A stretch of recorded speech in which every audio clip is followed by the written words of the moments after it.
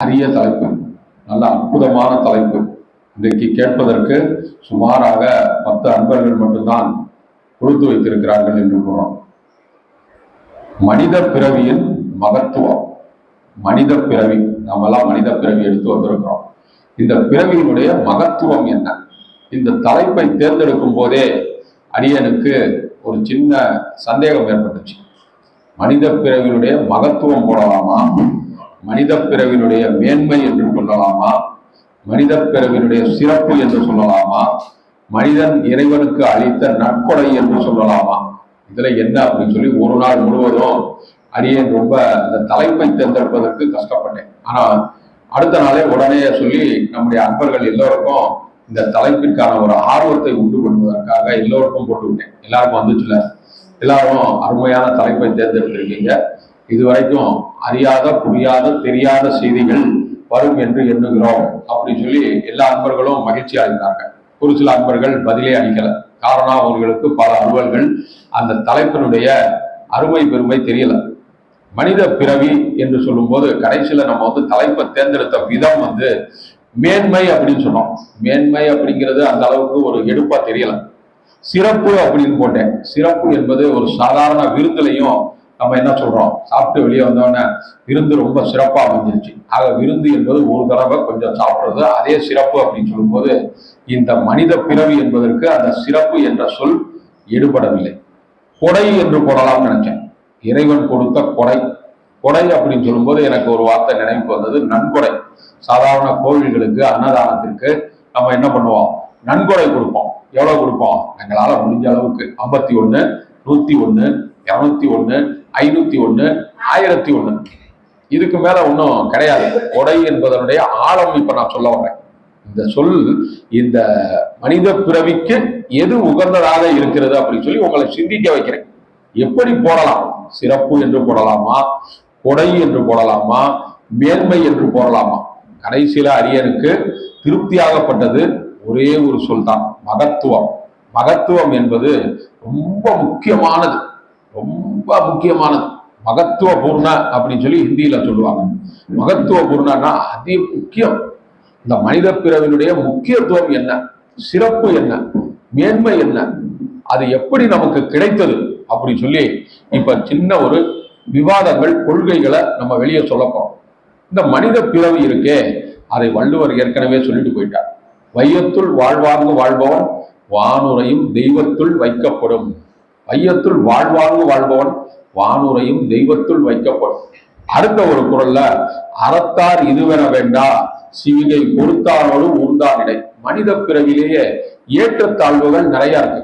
ஒருத்தர் நல்ல நிலையில இருக்காரு, ஒருத்தர் அதுக்கு அடுத்த நிலை, ஒருத்தர் அதுக்கு அடுத்த நிலை, ஒருத்தர் அதுக்கு அடுத்த நிலை, இப்படியே வரிசைப்படி தராதரம் பார்த்தெல்லாம் இருக்கு. அது எப்படி அமைந்தது அப்படின்னு பார்த்தோம்னா அவர் ஒரே ஒரு உதாரணத்தை சொல்றார். பல்லக்கில் ஊர்ந்து பல்லக்கை சுமந்து செல்பவன் இருக்கிறான், பல்லக்கில் அமர்ந்து செல்பவனும் இருக்கிறான். அதை பார்த்தே நீங்க தெரிஞ்சுக்கிறீங்க சொல்லி சுருக்கமா 2 வரியில அவர் சொல்லிட்டு போயிட்டார். உங்களுக்கு தலைவலி ஆகுமா இல்ல உடனே புரியுமான்னு சொல்லி எனக்கே தெரியல. அறத்தால் இது வேண்டாம். அறம் என்பது என்ன அப்படின்னா, நீங்க என்ன செஞ்சிருக்கீங்க அதுக்கு தகுந்தபடி நீங்க வாழ்றீங்க. பொதுவா சுருக்கமா சொல்லணும்னா, எண்ணம் போல வாழ்வு. நீங்க எப்படி உங்களுடைய எண்ணம் இருக்கிறது, மனசு தூய்மையாக இருக்கிறது அப்படின்னா உங்களுடைய வாழ்க்கை நல்லபடியா இருக்கும். மனசு சுத்தம் இல்லை அப்படின்னு சொன்னா உங்களுடைய வாழ்க்கை ஏனோதானோ என்றுதான் இருக்கும் என்பது இந்த குறளுடைய பொருள். அறத்தார் இதுவென வேண்டாம் சிவிகை பொறுத்தாரோடு ஊர்ந்தார். ஒருத்தர் சைக்கிள்ல போறாரு, ஒருத்தர் சைக்கிள் கூட கிடையாது, ஒருத்தர் 2 சக்கர வாகனம், ஒருத்தர் 4 சக்கர வாகனம், ஒரு சில அன்பர்கள் விமானமே வச்சிருக்காங்க. அவங்கெல்லாம் எப்படி வாங்கினாங்க?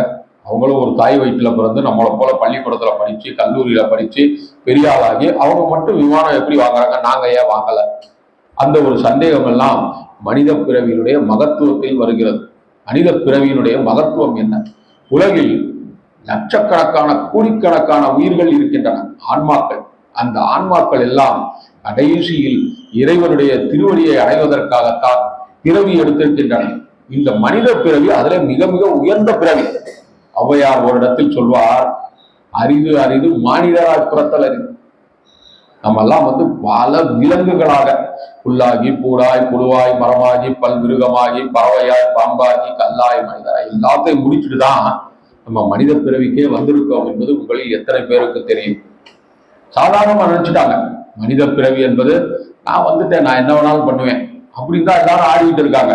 பொதுவாக பெரிய பெரிய பண செல்வாக்கு உள்ளவங்க, அரசியல்வாதிகள், அவங்க எல்லாம் என்ன பண்றாங்க, தங்களுடைய மனித பிறவியை பத்தி எந்த கவலையுமே படுறதில்லை.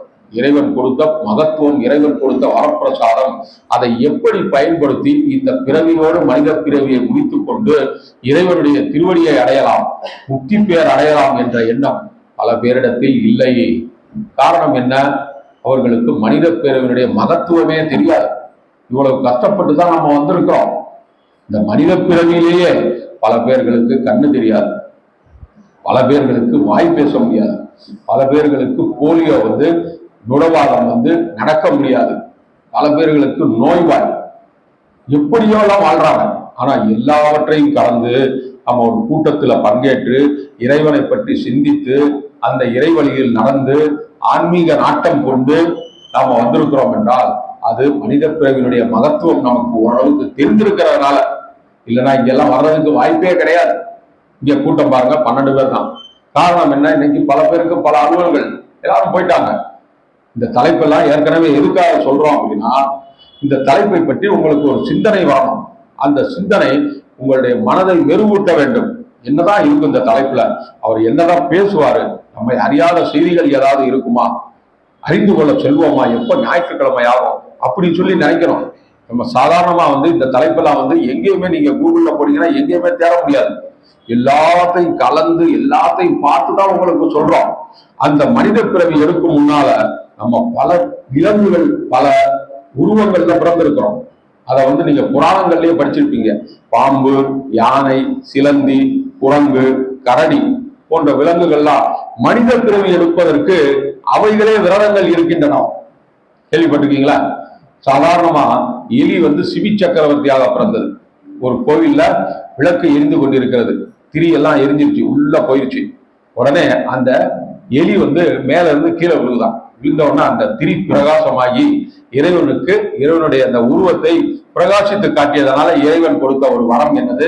நீ சிபி சக்கரவர்த்தியாக பிறக்க கடவாய். சிபி சக்கரவர்த்தி, சிபி என்ற ஒரு சாதாரண மனிதன் கூட கிடையாது, சிபி சக்கரவர்த்தி ஆக தெரியாம மேல இருந்து கீழே விழுந்து அந்த குத்து விளக்குல, அந்த விளக்குல விழுந்து அந்த திரி மேல வந்ததுனால, ஏன்னா கொஞ்சம் பிரகாசமான விளக்காக வந்ததுனால இறைவன் எவ்வளவு பெரிய வரத்தை கொடுத்திருக்கிறான் பாருங்க. அப்ப நம்ம எல்லாம் தினசரி பதிகங்கள் படிக்கிறோம் அப்படின்னு சொன்னோம்னா நமக்கு எப்படிப்பட்ட வரங்களை இறைவன் கேட்டு அருள் புரிவார் என்று எல்லோரும் சிந்திக்கிறோம். நம்ம சாதாரணமா பதிகம் படிக்க வரல, எல்லோருடைய நன்மைக்காக. இன்னைக்கு யாருடைய நன்மைக்காக நம்ம பதிகம் படித்தோம்? அன்பர் ஜெயதேவன் அவர்கள் உடல் நலம் பெற்று சீராகி இந்த கூட்டத்திற்கு திரும்ப வரணும். ஆக இந்த கூட்டத்துல பெரும்பாலும் செய்யப்படுவது பொது நலம். மழை வேண்டி படிக்கிறோம், அப்புறம் நாயன்மார்களை பற்றி படிக்கிறோம், எல்லோருக்கும் நன்மை விளைய நமச்சிவாய பதிகம் படிக்கிறோம். எனக்காக, உங்களுக்காக அப்படின்னு நீங்க தனித்தனியா படிக்கல. அது உங்க வீட்டுல நீங்க படிச்சா உங்களுக்காக படிக்கிறீங்க. கூட்டத்துல படிச்சா பல அன்பர்களுக்காக, உலகியல் நன்மை பெறுவதற்காக, உலக உயிர்களுக்காக நீங்க படிக்கிறீங்க. இதுதான் உங்களுக்கு மிகப்பெரிய ஒரு புண்ணியத்தை கொண்டு சேர்க்கும். அந்த சூழ்நிலையில ஜீவராசிகள் எண்ணில் அடங்காதவை. இப்ப மனிதனுடைய வாழ்க்கையில இந்த உலகத்திலேயே பாப்புலேஷன், மக்கள் தொகை பெருக்கம் அப்படின்னு பார்த்தோம்னா சுமாராக 600 கோடி. அதுக்கு முன்னாடி இறந்தவங்க இருப்பாங்க, இனி பிறக்க போறவங்க இருப்பாங்க. அது போக சாதாரண ஜீவராசிகள், விலங்குகள், கரையான், ஈ, எறும்பு, நாய், நரி, பன்றி, மை, இப்படி எல்லா விலங்குகளையும் பார்த்தோம்னா எல்லாருமே போட்டி போட்டுக் கொண்டிருக்கிறார்கள். எதற்காக? அடுத்த நிலைக்கு செல்வதற்காக. மயிலுக்கு என்ன ஒரு ஆசை இருக்கும்? மனிதனாக பிறந்து பேச வேண்டும். நாய்க்கு என்ன ஒரு ஆசை இருக்கும்? மனிதனாக பிறந்து சாதாசமா சொகுசா வாழணும். பசுவுக்கு என்ன ஒரு அபிப்பிராயம் இருக்கும்? மனிதனாக பிறக்காக. அவங்க எல்லாம் ரெடியா நிக்கிறாங்க, கியூல நிக்கிறாங்க. ஆனா மனித பிறவி எடுத்து கஷ்டப்பட்டு இதே மாதிரி விலங்குகளுடைய வாழ்க்கையில் இருந்து மனித பிறவி எடுத்த நாம என்ன பண்றோம்? மனித பிறவி பிறந்து பல நன்மை தீமைகளை செய்து கொண்டிருக்கிறோம். நன்மைகள் மிக குறைவு என்றுதான் சொல்லணும், தீமைகள் நிறைய செஞ்சு கொண்டிருக்கிறோம் இல்லையா? அது உங்களுடைய நெஞ்சுக்கே உங்களுக்கு தெரியும். சாதாரணமாக துரோகம், நம்பிக்கை துரோகம், ஏமாற்று வேலை, நாணயமற்ற வேலை, இப்படி திருடுதல், இப்படி எத்தனையோ வேலைகளை நம்ம செஞ்சுக்கிட்டு இருக்கோம். அது நம்ம மனதறிந்து செய்யணும். இதாயா வாய்ப்பு, இதை விட்டோம்னா வாய்ப்பே கிடையாது. அதெல்லாம் பாவ புண்ணியத்தை அடுத்த ஜென்மத்துல போய் பார்த்துக்குருவோம். பொதுவாக ஒரு வியாபாரம் என்று வந்து விட்டாலே அந்த இடத்துல திருட்டுத்தனம் தான். எப்படி அது வியாபாரம்லாம் நல்லா பாக்குறாங்க. 10 ரூபா ஆகிற பொருளை 20 ரூபாய்க்கு விற்கிறாங்க. எதுக்காக? ஊழியர்களுக்கு சம்பளம் கொடுக்கணும், அவர் போட்ட முதலுக்கு வட்டி வேணும், லாபம் வேணும், இத்தனையோ வேலைகள் இருக்கு. ஆனாலும் அது என்னது? ஒரு வகையில திருட்டுத்தனம் தான். அதுக்கு ஒரு பாவ புண்ணியங்கள் கணக்கு சொல்றாங்க. அதை நீங்க குறைவான நேரத்துல, குறைவான சூழ்நிலையில, குறைவான விலைக்கு விற்கணும். ரொம்ப அதிக ஆசைப்படக்கூடாது. இன்னைக்கெல்லாம் தங்கம் எல்லாம் பாத்தீங்கன்னா ஏகப்பட்ட ரேட்டு. பக்கத்துல நகர பக்கத்திலேயே போய் நிக்க முடியாது. அந்த அளவுக்கு விலைவாசி உயர்வு. எல்லாராலையும் போக முடியாது. நல்ல பணக்காரனா அப்ப எல்லாருக்கும் ஒரு ஆசை வந்துருது. இப்ப நான் மட்டும் என்ன, ஏதாவது ஒரு வழியில நகையெல்லாம் வாங்கணும், என்ன பண்ணலாம், இதை செய்வோமா அதை செய்வோமா, முடியலையே, அப்ப இதை செஞ்சிருவோம் அப்படின்னு சொல்லிட்டு நம்ம என்ன பண்றோம். இதுக்கெல்லாம் கடைசியில உங்களுக்கு ஒரு உதாரணத்தை சொல்லித்தான் இந்த தலைப்பை நான் நிறைவு செய்ய போகிறேன்.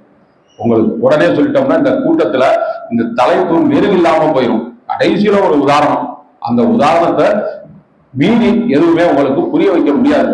அந்த உதாரணத்தை இனிமே நான் சொல்லப்பட்டேன். அந்த உதாரணம் உங்களுடைய மனதை நன்கு சிந்திக்க வைக்கும்.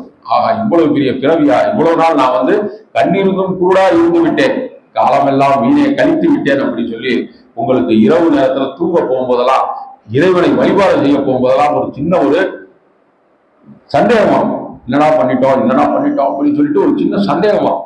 அந்த அளவிற்கு உங்களை அந்த உதாரணம் சிந்திக்க வைக்கும். இந்த உதாரணத்தை ஏற்கனவே நான் சொல்லியிருக்கேன். பல பேர் அன்பர்கள் மறந்திருப்பாங்க.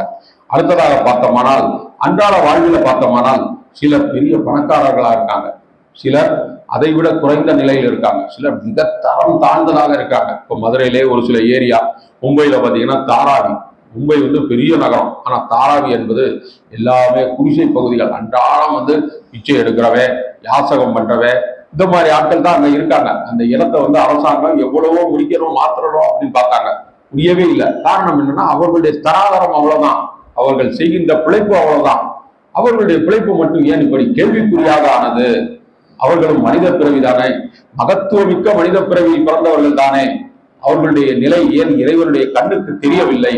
அவர்களும் ஏதாவது பண்ணிக்கிட்டே இருப்பாங்கல்ல, அவங்களுக்கு தெரிந்த ஒரு பதிகங்கள், மனப்பாடங்கள், மந்திரங்கள் ஏதாவது சொல்லிக்கிட்டே தான் இருப்பாங்க. யாருமே பதிகங்கள் படித்து தான் ஆகணும் அப்படின்னு தெரியும். பதிகங்களை பத்தி தெரியாதவங்களே எத்தனையோ பேர் இருப்பாங்க தமிழ்லே. ஆனா அவங்களுக்கு ஏதோ ஒரு சின்ன மந்திரம், இறைவனுடைய திருநாமம் தெரிஞ்சிருக்கும், இல்ல கண்ண மூடி ஏதோ ஒண்ணு சொல்லுவாங்க. அவர்களையும் இறைவன் காப்பாற்றிக் கொண்டேதான் இருக்கிறான். தேவார திருவார பதிகங்கள் படித்தால்தான் முன்னேறுவாங்க அப்படின்னு சொன்னோம்னா பல பேர் வெளியே வர முடியாது, இங்கேதான் இருக்க வேண்டியதான். இறைவனோட முக்தி பிறவியை அடைய முடியாது. அந்த மனித பிறவியில அவங்க எல்லாம் என்ன பண்ணியிருக்காங்க? மிகப்பெரிய செல்வாக்கு, மிகப்பெரிய பணக்காரர்கள். சாதாரணமா 22 வயது நபர் கிரிக்கெட்டில் ஜொலித்து பெரிய கோடீஸ்வரர் ஆகி விடுகிறார். நாம ஏன் 60 வயது ஆகியும் 1 கோடியும் பார்க்காம இருக்கோம்? இதை பத்தி எல்லாம் ஏன் சிந்திக்கல? கடைசியில ஒரு வார்த்தை வரும், ஒரு உதாரணம் வரும். அந்த உதாரணம் உங்களை சிந்திக்க வைக்கும். இதை எதுக்காக திரும்ப திரும்ப சொல்றேன்னா, இந்த மகத்துவத்தை விளக்குவதற்கு அடியினால் வேறு எந்த உதாரணத்தையும் சொல்ல முடியவில்லை. எத்தனையோ உதாரணங்கள் வந்துச்சு. அந்த உதாரணம் மட்டும்தான் மனித பிறவிடைய மகத்துவத்தை உங்களுக்கு பரிபூரணமாக எடுத்து விளக்கும். அடுத்தது, இறைவன் நேரில் தோன்றுகிறான். மனித பிறவியில இறைவனை என்னவனாலும் பண்ணலாம். இறைவன் தான் இப்படிப்பட்டவன் அப்படிப்பட்டவன் என்று மனிதன் விவரித்திருக்கிறான். ஒரு அபிஷேகம், இப்ப நேற்றலாம் அண்ணா அபிஷேகம் நடந்தது, இதெல்லாம் யாரெல்லாம் கண்டுபிடிச்சது? மனிதன் தான் கண்டுபிடிச்சிருக்கான். ஐப்பசி பௌர்ணமியில அன்னாபிஷேகம், கார்த்திகை பௌர்ணமியில திருக்கார்த்திகை, இந்த மாதிரி எல்லாருமே எல்லாத்தையும் மனிதன் தான் கண்டுபிடித்திருக்கிறான். அந்த மனிதன் கண்டுபிடித்ததை வைத்துத்தான் வழி வழியாக நாங்கள் தான் திருவிழா கொண்டாடி வருகிறோம். இந்த மனித பிறவி எவ்வளவு மகத்துவமானது, அதை 100க்கு 90 பேர் மறந்து விடுகிறோம். கோயிலுக்கு போனோம், போயா வேலை இல்லையா? ஒரு வருஷத்துல ஒரு தடவை 2 தடவை கோயிலுக்கு போவோம். இங்க வாரம் பிரதோஷம், பௌர்ணமி, அமாவாசை, சஷ்டி, கார்த்திகை அப்படின்னு சொல்லி நீங்க சொன்னீங்கன்னா எல்லாத்துக்கும் நான் வர முடியாது, எனக்கு நிறைய வேலை இருக்கு, ஆளை விடுங்க. சரி, நெட்டியில ஒரு திருநீராவது பூசிக்கையா, வேற எங்கேயும் நீ வரவனா? கோயிலுக்கு போயிட்டு வந்தேன், நேற்று தான் சோமப்பர் கோயில போய் 1/2 மணி நேரம் தியானம் பண்ணிட்டு வந்தேன் அப்படின்னு சொன்னோம்னா பரவாயில்ல, இருக்கட்டுங்க, நான் அந்த பக்கம் போகும்போது பார்த்துக்கிறேன் அப்படின்னு சொல்லி ஒரு சில விஷயங்கள்ல குருட்டு மனப்பான்மையாக பல பேர் செயல்படுகிறார்கள். கோயிலுக்கு போனா தானா, கோயிலுக்கு போகலன்னா முன்னுக்கு வர முடியாதா, நான் பார்த்துக்கிறேன், எனக்கு எப்படி முன்னுக்கு வரணும்னு தெரியும் அப்படின்னு சொல்லிட்டு ஒரு அராஜக பேச்சு. ஏன்னா ஒரு தலை குனிய வைக்கின்ற ஒரு பேச்சு. நம்ம அவங்களை திருத்தவே முடியாது. பல சூழ்நிலைகள்ல சொல்லித்தான் பார்க்க முடியும். அவங்க கடைசியில சொல்ற வார்த்தை, உங்க வேலையை நீங்க பாருங்க, எங்க இதுல தலையிடாதுங்க அப்படின்னு சொல்ற அளவுக்கு ஆயிருது. அதனாலதான் இந்த கூட்டங்களை நம்ம மெருகேற்றி நடத்தி கொண்டு இருக்கிறோம். இந்த கூட்டத்துல வர்ற அன்பர்கள் எல்லோரும் பல பேர்கிட்ட போய் இந்த கூட்டம் நடக்கிறத சொல்லணும். இங்கெல்லாம் இந்த மாதிரி எல்லாம் விவாதங்கள் நடக்குது, ஆன்மீக விவாதங்கள் உங்களுக்கு பயனுள்ளதாக இருக்கும், அதையெல்லாம் வந்து கேட்டு நீங்க மனப்பக்குவம் அடைய வேண்டும். அதனால வாரத்துல ஒரு நாள் ஞாயிற்றுக்கிழமை 1 மணி நேரம் நீங்க இங்க வாங்க. ரொம்ப வர வேணாம், 3 மணி நேரம் உட்கார்ந்து இருக்க வேணாம், 1 மணி நேரம் வாங்க. உங்களுக்கு என்று ஆர்வமூட்டல் என்ற ஒரு நல்ல ஒரு தலைப்புல பேசுவாங்க. அது போக வந்து எப்படியோ தலைப்புகள் வரும். ஆழ்வார்கள் நாயன்மார்களுடைய வரலாறுகளை எல்லாம் உங்களுக்கு எடுத்து சொல்றதுக்கு ஆள் கிடையாது. நீங்க போய் பார்க்கலாம், மொபைல்ல போய் பார்க்கலாம். அது வந்து நீங்க படித்தா தான் புரியும். எப்பவுமே கட்டில நாயினும் கேட்க என்றது வள்ளுவருடைய கூற்று. நீங்க படிக்கணும்னா படிக்க உட்கார முடியாது உங்களால. பல பேர் வருவாங்க, தேடி வருவாங்க, உங்களுக்கு அழுத்து போகும். ஆனா இங்க வந்துட்டோம்னா கண்டிப்பா நீங்க நாயன்மாரை பற்றி தெரிந்து கொண்டு போவீங்க. சாக்கிய நாயனார் போன தடவை சொன்னாங்க. சாக்கிய நாயனாருடைய வரலாறு மிக விசித்திரமாக இருக்கும். இளையான்குடி மாற நாயனார், திருநாளை போவார், முருக நாயனார், உருத்திர பசுபதி நாயனார், இடங்களி நாயனார், இப்படி எத்தனையோ நாயன்மார்கள் இருக்காங்க. அவர்களுடைய வாழ்க்கையெல்லாம் எப்படி இருந்தது? அவர்கள் மனித பிறவியிலிருந்து உடனடியாக இறைவனிடம் சேர்ந்து முக்தி பேர் அடைந்திருக்கிறார்கள் என்பதை சிந்திக்க வேண்டும். அவர்களுக்கு ஒரே பிறவியிலே முக்தி பிறவி, அடுத்த பிறவி, அந்த பிறவி எடுத்து உடனே அவருக்கு முக்தி பிறவி எப்படி கிடைத்தது? அவர்களுடைய ஆழ்ந்த பக்தி. நம்மிடத்தில் ஏன் அந்த ஆழ்ந்த பக்தி வரவில்லை? வேஷம் போடுறோமா, ஊருக்கு உபதேசம் பண்றோமா அப்படின்னு சொல்லி நம்ம சிந்திக்கணும். இங்க வரும்போது ஒரு வேடம் வெளியே போறோம்னா அதோட முடிஞ்சிருச்சு, இன்னைக்கு அடுத்த ஞாயிற்றுக்கிழமை தூக்கி எல்லாத்தையும் உள்ள வைங்க. அந்த மாதிரி இருக்கவே கூடாது. பக்தி உங்களோட நடமாடி பின்னாடியே வரணும். உங்களுடைய நிழல் போன்று இந்த பக்தி உங்களோட பின்னாடியே வந்துகிட்டே இருக்கணும். அப்பதான் வந்து நீங்க இறைவனுடைய திருவடியை அடைய முடியும். இந்த மனித பிறவியின் மகத்துவத்தை புரிந்து கொண்டு இறைவனுடைய திருவடியை அடையணும். திடீரென்று இறைவன் தோன்றுகிறான், உங்களுக்கு என்ன வேண்டும்? எல்லாரும் என்ன பண்றாங்க? அடுத்தடுத்து ஆசைப்படுகின்ற எல்லாத்தையும் கேட்கிறாங்க. எனக்கு இது இல்லை, இது வேணும், எனக்கு இது இல்லை. அப்ப உங்களுக்கு மனித பிறவி முடியல, அடுத்து திரும்பவும் மனித பிறவி தான் கிடைக்கும். எனக்கு எதுவுமே வேண்டாம், எனக்கு என்ன வேண்டும்? முக்தி பேரு மட்டும்தான் வேண்டும். அந்த முக்தி பேரே போதும். அதுக்கு நான் என்ன செய்யணும்? விரதங்கள் இருக்கணும், உபவாசங்கள் இருக்கணும், கோவில்களுக்கு தல யாத்திரை தீர்த்த யாத்திரை சொல்லணும், வாயிலிருந்து பொய்யே வரக்கூடாது, மெய்தான் வர வேண்டும், நாணயமாக பழக வேண்டும், நியாயமாக தொழில் செய்ய வேண்டும். அதைத்தான் ஆரம்பத்திலே சொல்லிட்டான், மையத்துள் வாழ்வாங்கு வாழ்பவன் வானுரையும் தெய்வத்துள் வைக்கப்படும் என்பது வள்ளுவருடைய வாக்கு. சொல்லிட்டான் ஒரே வார்த்தையில, அத்தனை சுருக்கமா 2 வரியில சொல்லிட்டான். இங்க வந்து வாழ்வாங்கு வாழ்வோம், ரொம்ப ஆசைப்படக்கூடாது, ஆசைப்படாமையும் இருக்கக்கூடாது. ஏதாவது ஆசை வச்சாதான் நமக்கு 100 200 கிடைக்கும், அதை வச்சுதான் நம்ம குழப்பம் நடத்தணும். ரொம்ப ஆசைப்பட்டு நம்ம இங்கேயோ போயிடக்கூடாது. அப்படி என்றால் உங்களுக்கு கண்டிப்பாக இறைவனுடைய திருவடி கிடைக்கும். இனி நம்ம ஒவ்வொரு தடவையும் 3 தடவை சொல்லிட்டோம். இந்த மகத்துவத்தை புரிந்து கொள்வதற்கு உங்களுக்கு கடைசியாக ஒரு வாய்ப்பு, ஒரு உதாரணம். அந்த உதாரணம் உங்களை நன்கு சிந்திக்க வைக்கும். என்ன உதாரணம்? அதை சொல்லிக்க. சும்மா வந்து ரொம்ப ஆர்வத்தை கொண்டு போய், ஆர்வம் உண்டலே பேரு, இதே ஆர்வம் ஊட்டி எங்களை சித்திரவதை பண்ணாதீங்க, சொல்லுங்க அப்படின்னு சொல்ல வர்றீங்க. எப்பவுமே மனித வாழ்க்கையில ஆசை என்பது ரொம்ப பெருக்கெடுத்து ஓடுகிறது. எல்லாவற்றிலும் ஆசை, பெண் ஆசை, பொன்னாசை, மண்ணாசை, இன்னும் எத்தனையோ ஆசைகள் நம்ம துரத்திக்கிட்டு வந்துகிட்டு இருக்கு. அதெல்லாம் நம்முடைய சிவசிந்தனை தினசரி நம்ம சாயங்காலம் 4:30 மணி முதல் 5 மணிக்குள்ள உங்களை டக்குன்னு வந்து ஒரு சிவசிந்தனை தொடரும். எப்படி நீங்கள் சிவசிந்தனையோடு வாழணும், அதை ஒரு தடவை எல்லாம் படிக்க கூடாது, 10 தடவை நீங்க படிச்சு பார்த்தாதான் உங்களுக்கு அது புரியும். ஒரு தடவை படிச்சுட்டு இவருக்கு என்ன வேலை இருக்கு, 4:30 மணிக்கு இவர் வேலை முடிச்சுட்டாரு அப்படின்னு சொல்லிட்டு நம்ம வேலையை பார்க்க கூடாது. ஒரு 7 மணி வரைக்கும் ஒரு 3 தடவை 4 தடவை அதை படிச்சு பார்த்தீங்கன்னா அதுல இருக்கிற ஆழ்ந்த கருத்துக்கள் உங்களுக்கு தெரிய வரும். எத்தனையோ தகவல்கள். மாயை நம்மை விரட்டுகிறது, மலங்கள் விரட்டுகிறது, ஆணவம், கண்மம், மாயை எல்லாமே நம்மளை சேர்ந்து ஏதோ ஒரு சூழ்நிலையில எங்கேயாவது வெளியே கொண்டு போயிடணும். இவரை வந்து இறை சிந்தனையில் நிற்க விடக்கூடாது. ஏதாவது ஒரு வழியில அவரை வெளியே கொண்டு வரணும். சரி, இவர் வெளியே வந்தாரு, அடுத்த ஆளை பாருங்க, அவரை வெளியே கொண்டு வரணும். அந்த மாதிரிதான் ஆணவம், கண்மம், மாயை நம்மை துரத்தி கொண்டிருக்கிறது. அதுல இருந்து வெளியே வருவதுதான் நமக்கு இன்பம், முக்தி பெற்றை அளிக்கும் என்பது சைவ சித்தாந்தம் கூறுகின்ற ஒரு உண்மை. அதைத்தான் வந்து ஜனகாதி முனிவர்களுக்கு அவர் சொன்னார். மனிதன், உயிர், இது இறைவன், ஆணவம், கண்மம், மாயை, இதோட சேர்ந்துருக்கு, ஆனா இங்க வந்து சேருது அப்படின்னு சொல்லிட்டு வாயால சொல்லாம சின்முத்திரையில காட்டிட்டாங்க. இதெல்லாம் சின்முத்திரை. அந்த சின்முத்திரையை பற்றி பல பேருக்கு இன்னும் தெரியாது. அந்த தட்சிணாமூர்த்தி கீழே அமர்ந்திருக்கின்ற நேரத்துல கீழே வந்து ஜனகாதி முனிவர்கள் மண்டையை போட்டு உழைச்சிக்கிறாங்க. முக்தி பேரு எப்படி, ஆணவம் கர்மம் மாயை விட்டு நம்ம எப்படி வெளியே வருவது, இறைவனை அடைய வேண்டும் என்றால் என்ன செய்வது அப்படின்னு சொல்லி ரொம்ப கஷ்டப்பட்டு பல பேர்கிட்ட போனாங்க. யாராலையும் பதில் சொல்ல முடியல. உங்க கேள்வியை எனக்கு புரியலன்னு சொல்லிட்டாங்க. கடைசியில தட்சிணாமூர்த்தி ஒரு தனி அவதாரம் எடுத்து, சிவபெருமானே ஒரு தனி அவதாரம் எடுத்து ஆளாள மரத்தின் கீழ அவங்களை உட்கார வச்சு போதித்தார். அந்த போதனை தான் இன்று வரை சைவ சித்தாந்தத்தில் முன்னோடியாக திகழ்கிறது. இது பல பேருக்கு தெரியாது. இந்த சின்முத்திரைனா என்ன, அவர் ஏதோ ஒரு முத்திரை காமிச்சிருக்காரு, ரஜினிகாந்த் இப்படி காட்டுவாரு, இவர் இப்படி காட்டியிருக்காரு அப்படின்னு சொல்லிதான் தெரியும். ஆனா இதனுடைய தாற்பயம் என்ன அப்படின்னு சொல்லி பல பேருக்கு தெரிந்திருக்க வாய்ப்பே இல்லை. இப்ப மனித பிறவினுடைய மகத்துவம் இதை தவிர, இந்த உதாரணத்தை தவிர வேற எந்த ஒரு உதாரணம் அரியனுக்கு சரியாக படவில்லை. நீங்க என்னதான் உபவாசங்கள், விருந்துகள், உபச்சாரங்கள், அன்னதானங்கள் என்ன சொன்னாலும் இந்த ஒரு உதாரணம் மட்டுமே உங்களை அடிபணிய வைக்கும். எப்படி, என்ன உதாரணம்? உதாரணத்திற்கு மனிதர்களுக்கு பேசும் திறன் கொடுக்கப்பட்டிருக்கிறது. நீங்க நினைக்கலாம், பகுத்தறிவு இருக்கு, நடக்கலாம், சம்பாதிக்கலாம், உங்களுக்கென்று மருந்து மாத்திரைகள் நீங்கள் எடுக்கலாம் நோய் வந்தால், உங்களுக்கென்று என்ன வேணாலும் நீங்க பண்ண முடியும். உங்களால முடியாதது எதுவுமே கிடையாது. ஆனா சாதாரண ஒரு விலங்கு ஏதாவது பண்ண முடியுமா? அந்த விலங்கு என்ன பண்ணுது? சாதாரணமா சாப்பிட்டு இனப்பெருக்கம் செய்து விட்டு அது பாட்டுக்கு செஞ்சு போய்கிட்டே இருக்கும். தண்ணியெல்லாம் குடிக்கணும்னா என்னது குடிக்கும்? கீழே இருக்கிற நல்ல தண்ணியோ கெட்ட தண்ணியோ எதுவுமே தெரியாது, அதை நக்கி குடிக்கும். அந்த அளவுக்கு தான் அது கீழானது. நம்ம என்ன பண்றோம்? ஒரு டம்ளர்ல அழகா அக்வா கார்டு வாட்டர் அப்படியே ஊத்தி அப்படியே வாயில ஊத்துறோம். ஒரு சொட்டு தண்ணி கூட கீழே விடல.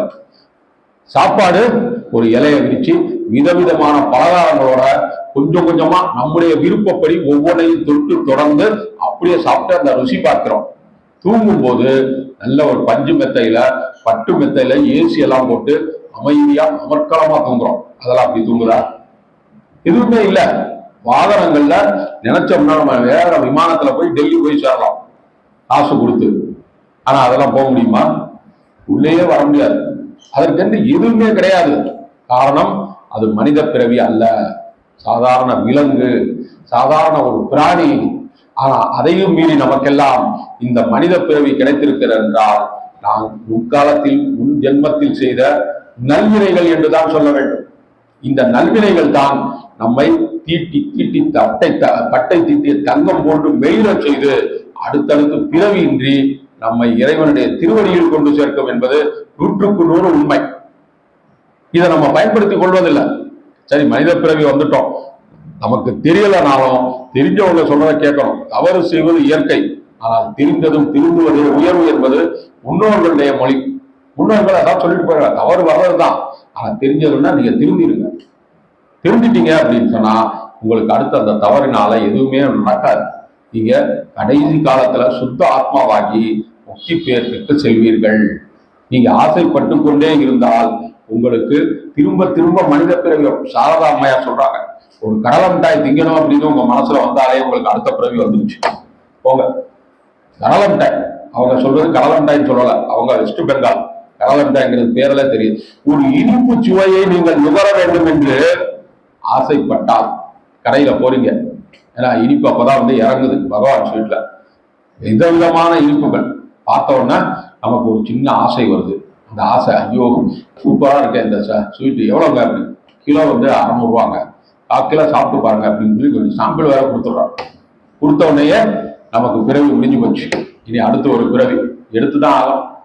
அந்த மாதிரி பற்றற்ற ஒரு வாழ்க்கை வந்து வாழ வேண்டும். நமக்கு கிடைத்தது சரி, இனி அடுத்த இலக்கு நமக்கு என்ன அப்படின்னா இறைவனுடைய திருவடியை அடைய வேண்டும். நமக்கு கொடுத்திருப்பது மகத்துவமிக்க மனித பிறவி, மகத்துவமான மனித பிறவி. மகத்துவத்தை மீறிய சொல்லு ஏதாவது இருந்தா நீங்க எவ்வளோ சொல்லுங்க, நான் திருத்திக்கிறேன். ஏதாவது போடலாமா? மகத்துவத்துக்கு மேல என்ன இருக்கு? மீனாட்சி அம்மா சொல்லுங்க. மகத்துவத்துக்கு மேல, அதாவது கொஞ்சம் காஸ்ட்லியான ஒரு சொல், நல்ல ஒரு தொடர்புடைய, இதோட தொடர்புடைய ஒரு சொல். கண்ணன் என்ன சொல்லுங்க? சந்தோஷ் சொல்லுங்க.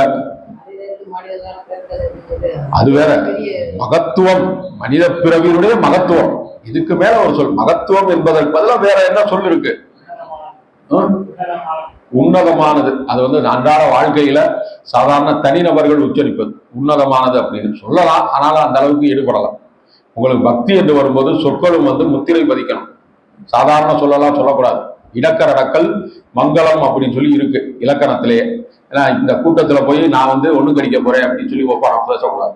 கால் கழுவிட்டு வந்துடுறேன் அப்படின்னு தான் சொல்றோம். மேல போயிட்டு வந்துடுறேன் இந்த ஒரு 5 நிமிஷம் அப்படிதான் சொல்லணும். அந்த மாதிரி மங்களமான சொற்கள் தான் பயன்படுத்தும். வேற இதர சொற்களை பயன்படுத்தவே கூடாது. அதுதான் சபையினுடைய இலக்கணம். அதை போல மகத்துவம் என்பது அடியனே கண்டுபிடிக்கிறதுக்கு ஒரு நாள் ஆச்சு. சிறப்பு, மேன்மை, கொடை, இப்படி எத்தனையோ இருக்கு. ஆனா மகத்துவம் என்ற சொல் தான் அடியனுக்கு திருப்தியாகப்பட்டது. தலைப்பு தேர்ந்தெடுப்பதற்கு உடனே எல்லாருக்கும் நான் அனுப்பி வச்சேன். எல்லா அன்பர்களும் திருப்தியா வர்ற வாரம் கேட்கணும் அப்படின்னா இன்னைக்கு பார்த்து பல முக்கிய அன்பர்கள் யாருமே வரல. அதுல அங்கிருந்து காலையிலே அவங்க மெசேஜ் கொடுக்குறாங்க, இன்னைக்கு தலைப்பு நல்லா இருக்கும்னு நினைக்கிறேன், எனக்கு வீடியோவை அனுப்பி வைங்க, நான் கேட்டுக்கிறேன் வீட்டுல உட்கார்ந்த மாதிரி அப்படின்னு சொல்றாங்க. நேரில் கேட்கறதுக்கும் வீட்டுல போய் கேட்கறதுக்கும் ரொம்ப வித்தியாசம் இருக்கு. நேரில் கேட்கறது அன்னைக்கே நமக்கு காதல விழுந்து அன்னைக்கே சிந்தனை ஆரம்பிச்சிடும். வீட்டுல என்னைக்கு கேட்க போறோம்? மொபைல் போனை தோண்டோம்னா எங்கெங்கயோ போறோம். ஏன்னா அதெல்லாம் பார்த்துட்டு மீதி நேரத்துல இதை கேட்டுக்கிட்டு இருக்கும்போது ஒரு போன் வரும். அந்த போன் அட்டன் பண்ணும்போது இது மறந்துடும், எங்கே ஸ்டாப் பண்ணோம், எங்கே தொடங்கணும் அப்படின்னு சொல்லிட்டு. அதனாலதான் இங்கே வர்றோம். எல்லாருமே கேட்கறாங்க கோயிலுக்கு போனா தானா அப்படின்னு. கோயிலுக்கு போய் தரிசனம் பண்ணாதான் உங்களுக்கு பூரண அருள் கிடைக்கும். எல்லாரும் என்ன பண்றாங்க, அபிஷேகத்தை எல்லாத்தையும் போட்டோ எடுக்கிறோம். ஒரு ஆளு இன்னைக்கு சன்னாசி சாமி கோவில்ல, ஏன்னா கனடாவுக்கு எங்க தங்கச்சி இருக்கு, எல்லாத்தையும் அவரை கனடாவில இருந்து இங்க வர சொல்லியா பாக்குறதுக்கு. ஏன்னா சந்தனாபிஷேகமா ஒரு கிளிக்கு, பாலாபிஷேகமா ஒரு கிளிக்கு, ஏன்னா இளநீ பஞ்சாமிர்தமா ஒரு அபிஷேகம் ஒரு கிளிக்கு, இதெல்லாம் நீ பண்ணவே கூடாது. எல்லாத்தையும் அங்கிருந்தே அவங்க பார்த்தாங்கன்னா சன்னாசி சித்தருடைய ஐயாவுடைய அருள் என்ன ஆகும்? எல்லாமே போயிருச்சு. அப்ப நான் வர வேண்டிய அவசியம் இல்லை, நீங்க நேரடி லைவ் அங்கேயே வச்சிருங்க, எல்லாத்தையும் நானே பார்த்துக்கிறேன். இதெல்லாம் பண்ணக்கூடாத ஒன்று. ஒரு சில விஷயங்கள் நேர்ல போனா தான் கிடைக்கும். எல்லாத்தையுமே நம்ம போட்டோவிலேயே பார்த்துக்கிட்டே இருக்கக்கூடாது. நேரா போயிடணும். போய் அந்த பூஜை புனர்தானங்களை பார்த்தா தான் நமக்கு புண்ணியம் கிடைக்கும். ஆக மொத்தத்தில் மனித பிறவினுடைய மகத்துவம் என்பது மிக மிக சொல்லி முடியாது. சொல்லிக்கிட்டே இருக்கலாம். இவ்வளவோ விஷயங்கள் இருக்கு. நீங்க என்றைக்குமே மனித பிறவினுடைய மகத்துவம், உங்களை பற்றி நீங்களே மனித பிறவி அப்படின்னு சொல்லும்போது, எனக்கு இறைவன் இவ்வளவு திறன்களை கொடுத்திருக்கிறான். சுவாமி விவேகானந்தரே சொல்லுவார், உங்ககிட்ட எல்லா சக்தியும் அடங்கி இருக்கின்றன, உங்களால முடியாது என்ற ஒரு சொல்லே கிடையாது. அப்ப நான் ஜனாதிபதி ஆக போறேன், முடியுமா? தேவையில்லாத நீங்க ஆசைப்படக்கூடாது. உங்களுக்கு என்னவென்று எழுதி வச்சிருக்கு. ஜனாதிபதி ஆவதற்கு உங்களுக்கு என்ன தகுதி இருக்கா, அதை மட்டும்தான் நீங்க ஆசைப்படணும். உடனே ஆசைப்படுறது உங்ககிட்ட எல்லா சக்தி இருக்குன்னு விவேகானந்தர் சொல்லியிருக்காரு அப்படின்னா, நீங்க இருக்கிறதுலே உயர்ந்த பதவி ஸ்தானத்திற்கெல்லாம் ஆசைப்படக்கூடாது. என்ன, வீட்டுல ஒரு நல்ல காசு பண புழக்கம் இருக்கணும், அவ்வளவு, அதோட முடிஞ்சு வச்சு. அதுக்கு என்ன உழைப்பு, என்ன தேவை, நாணயம், நேர்மை, ஒழுக்கம் என்ன தேவை, அதை மட்டும் போதும். அதுக்கப்புறம் கடைசியில கூட்டி கழித்து பார்த்தால் எல்லாமே இறைவனுடைய திருவடியை அடைவதற்கு தான், வேற எதுவுமே கிடையாது. அதனுடைய தாற்பயம் கடைசியில நீங்க யோசிக்கும் போது வேற எதுவுமே இருக்காது. நீங்க தினசரி இரவு விலங்குகளையே நினைக்கிறோம், ஐயோ இந்த விலங்குகள்லாம் எப்படி இருக்கிறது, எங்கேயாவது போய் பட்டு மெத்தையிலேயோ பட்டு பீதாம்பரத்திலேயோ அதெல்லாம் படுக்குதா? ரோட்ல கொசுக்கடி, வெளியே வந்தாலே நமக்கே ஏகப்பட்ட கொசுக்கடி. அது கொசுக்கடியிலே 24 மணி நேரம் வாழ்கிறது. அதற்கென்று சுத்தம், ஏதாவது சாப்பாடு, சோறு, காய்கறி, உணவு ஏதாவது இருக்கா? ஒண்ணுமே கிடையாது. ஆனா மனித பிறவி ஆகிய நமக்கு எல்லாமே நம்ம கைவசம் இருக்கிறது. வங்கி கணக்கு இருக்கு, நினைச்ச உடனே போய் ரூபாய் எடுக்கிறோம், நினைத்த பொருள்களை வாங்குறோம். அந்த வசதி வாய்ப்பு நமக்கு இறைவனால் கொடுக்கப்பட்டிருக்கிறது. எதற்காக? நீங்க மனித பிறவி என்று ஒன்று வந்து விட்டீர்கள். உங்களுக்கு இறைவன் எல்லா வகையிலும் அருள் புரிகிறான். அந்த அருளை வைத்துக் கொண்டு ஒவ்வொரு படியாக முன்னேறி கடைசியில இறைவனுடைய திருவடியை அடைய வேண்டும் என்பதுதான் இன்றைய இந்த தலைப்பினுடைய நோக்கம். எல்லோருக்கும் இந்த மனித பிறவினுடைய மகத்துவம் என்பது நல்ல தெள்ள தெளிவாக புரிந்திருக்கும் என்று நினைக்கிறேன். ஏன்னா நிறைய உதாரணங்களை உங்ககிட்ட சொல்லி நான் புரிய வச்சிருக்கேன். வீட்டுல போய் ஒரு தடவை கேளுங்க, 1க்கு 2 தடவை நீங்க கேட்டீங்கன்னா உங்களுக்கு இன்னமும் முக்தி கிடைப்பதற்கு, முக்தி பேர் அடைவதற்கு வழிவகை தெரியும். கொஞ்சம் கொஞ்சமா மெச்சூரிட்டி ஆகிட்டே இருக்கணும். 40 வயசு தான் எனக்கு, இன்னும் 20 வருஷம் நான் அனுபவிச்சுட்டு 61ல வர்றேன். ஒரு சில பேருக்கு ஏன்னா 40 தான் இருக்கு, எனக்கு 60 வரைக்கும் எனக்கு வேலை இருக்கு, ஏன்னா அதை முடிச்சுட்டு நான் வர்றேன். அப்படி எப்படி வருவீங்க? சில பேருடைய ஆயுள் 55லயே காலி. இந்த நாள் என்னுடைய நண்பர் ஒருத்தர் 1 வாரத்துக்கு முன்னாடி கூட கல்யாண பத்திரிக்கை வீட்டில் வச்சுட்டு வந்திருக்கேன். நேற்று முன்தினம் வியாழக்கிழமை சாயங்காலம் 5 மணிக்கு திடீரென்று லோ பிரஷர். அவருக்கு வயது 68. ஒரு கவலை, அவருக்கு எலக்ட்ரானிக் கடையில சேல்ஸ்மேனா இருக்காங்க. சாயங்காலம் தான் பேசினாரு, பத்திரிக்கை வந்து கொடுத்தீங்க, குடும்பத்தோட வந்துருவோம், அட்வான்ஸ் வாழ்த்துக்கள் அப்படியெல்லாம் சொன்னாரு. ஆனா கடைசியில் என்னாச்சு, வியாழக்கிழமை இறந்துட்டாங்க. பெரியனால போகக்கூட முடியல. காரணம் கல்யாணம் இருக்கு, 45 நாள் முன்னாடியும் போகக்கூடாது, பின்னாடியும் போகக்கூடாது. அதனால போக முடியல. ரொம்ப வருத்தமா இருந்தது. வீட்டில் ஒரு ஓரமா உட்கார்ந்து 5 நிமிட நேரம் மௌன அஞ்சலி செலுத்தினேன் அவருக்காக. வேற பண்ண முடியாது. அந்த மாதிரி மனித பிறவி என்பது எப்போது முடியும் என்றே சொல்ல முடியாது. அந்த முடிவு தெரிவர்கள் எக்ஸாம் எழுதுற மாதிரி 3 மணி நேரம் இருக்கு, கொஸ்டின் ஆன்சர் வேகமா பண்ணணும். 3 மணி நேரத்துக்குள்ள நீங்க சாம்பியன் ஆகணும். அதை விட்டுட்டு பாக்குறது 1 மணி நேரம் தான் முடிஞ்சிருக்கு, இன்னும் 2 மணி நேரம், ஒரு 3 கொட்டாய் வரும். ஒரு தடவை போய் தண்ணியெல்லாம் குடிச்சிட்டு மெதுவா வந்து இந்த பக்கம் அதுக்கும் பக்கம் எல்லாத்தையும் பார்த்துட்டு ஒரு 3 பக்கத்தை நிரப்பிட்டு இன்னொரு கொஸ்டின் பிரிஞ்சு அந்த மாதிரிலாம் பண்ணா வேகமா ஓடிக்கிட்டே இருக்கணும். ஓடிக்கிட்டே இருந்தா தான் அந்த 3 மணி நேரத்துக்குள்ள அந்த தேர்வை நிறைவு செய்ய முடியும். அது வந்து தேர்வு எழுதுகின்ற மாணவன். அதே மாதிரிதான் நம்முடைய மனித பிறவி எப்போது முடியும் சொல்லி இந்த மனித பிறவியில் கணக்கே கிடையாது. இல்ல எனக்கு ஜாதகத்துல சொல்லியிருக்காங்க நீண்ட ஆயுள் இருக்கிறது, பூரண ஆயுள் என்று சொல்லியிருக்கிறாங்க. அதனால நான் எப்படியோ இன்னொரு 20-30 ஆண்டுகள் இருப்பேன். அதுக்குள்ளேயும் காசி யாத்திரை, கயா, பூரி அங்கங்க போய் எல்லா நன்மைகளையும் சேமித்து முடிச்சிருவேன். என்னால தெம்பு இருக்கு, நான் செய்ய முடியும், என்கிட்ட வசதி இருக்கு. எதுவுமே நடக்குது, நம்ம கையில எதுவுமே கிடையாது. அதனால காற்றுள்ள போதே தூற்றிக்கொள் அப்படிங்கிற பழமொழியை வைத்துக்கொண்டு இனிவரும் காலங்கள்ல அடியனுடைய அந்த வேண்டுகோளுக்கு இணங்க இந்த மனித பிறவியின் மகத்துவத்தை அனைவரும் நன்கு சிந்தித்து புரிந்து கொண்டு அதற்கு தகுந்தபடி உங்களுடைய வாழ்க்கையை செம்மையாக்கி இறுதியில் மெய்யே உன் பொன்னடிகள் கண்டின்று வீடுற்றேன் அப்படின்னு சொல்லிட்டு இறைவனுடைய திருவடிகளை அடைந்து உய்ய வேண்டும் என்று எல்லாம் வல்ல இறைவனை வாழ்த்தி இந்த கூட்டத்தை, இந்த தலைப்பை இத்துடன் முடித்துக் கொள்கிறேன். நன்றி, வணக்கம். திருச்சிற்றம்பலம்.